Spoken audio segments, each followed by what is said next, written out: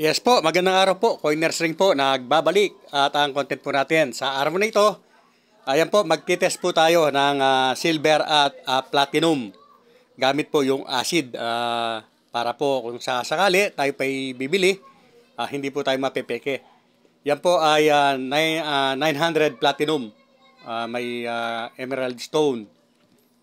Gagamitan nga po natin ng acid, mga ka-coiners. At makikita natin kung ano po yung resulta ng acid test ng platinum at silver. Mga ka-coiners, bago po lahat, maraming salamat po sa mga patuloy po na sumusuporta sa channel na ito. Kahit po na ibig ko sabihin paulit-ulit na lang kung minsan yung iba. Ayan po yung pinagkiskisan natin. Wala po kasi tayong cameraman, kaya tayo mismo yung nagkakamera. So, ang hawak ko po, yun nga po, yung platinum. Ang pinagkiskisan po yung sa taas. At ito naman po, yung silver, nasa ibaba po yung kiniskis natin. So, tingnan po ninyo mabuti. At lalagyan na po natin ng acid. Para makita po ninyo kung ano po yung kanyang magiging resulta.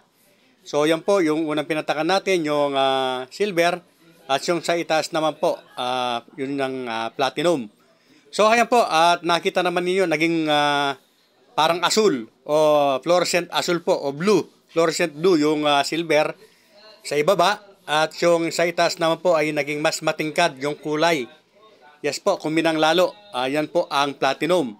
So, yan po ang magiging resulta ng acid test na gagawin po sa platinum at sa silver, mga ka-coiners.